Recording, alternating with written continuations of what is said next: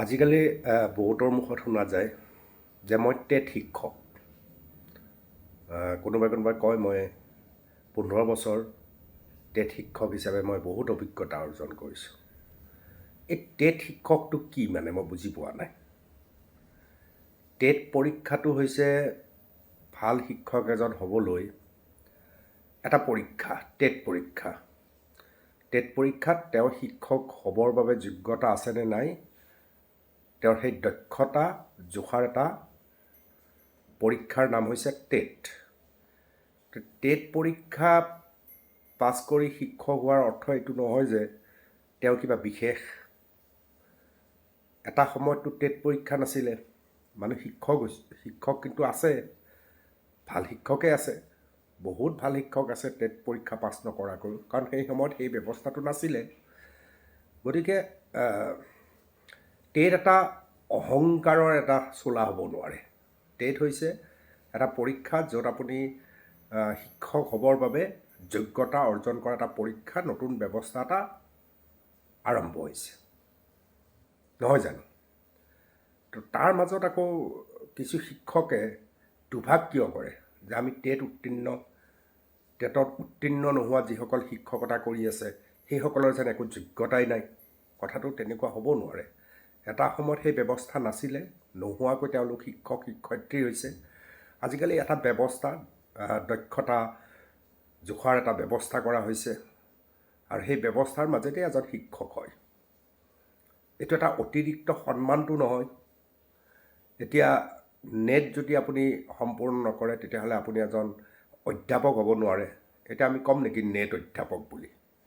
এটা সময়ত BT আছিলে, আমাৰ কৈছিল নেকি BT শিক্ষক বা B.Ed শিক্ষক?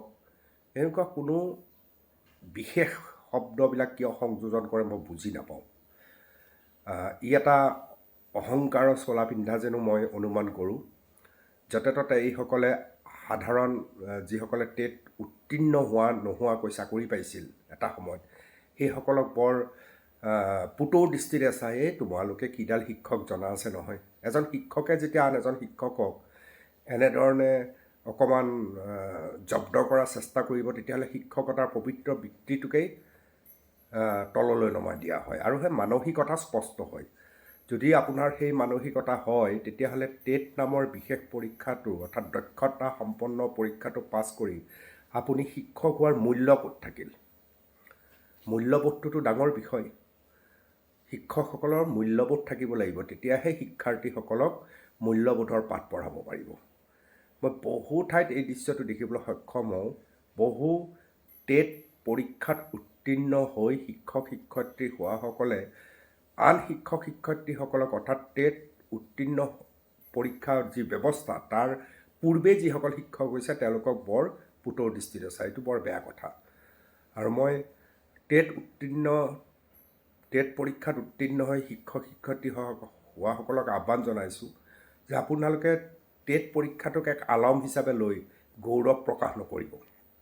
আপোনাৰ গৌৰৱ প্ৰকাশ পাব শ্ৰেণীকোঠাৰ ভিতৰত, আপোনাৰ গৌৰৱ প্ৰকাশ পাব আপুনি শিক্ষক হৈ কেনেধৰণৰ সৃষ্টিৰাজিত আপুনি নিজক আত্মনিয়োগ কৰিছে, সমাজৰ বাবে আপুনি কেনেকৈ উৎসৰ্গিত হৈছে, সেই ধৰণৰ কথাবিলাকতহে আপোনাৰ গৌৰৱ বিচাৰি পোৱা যাব।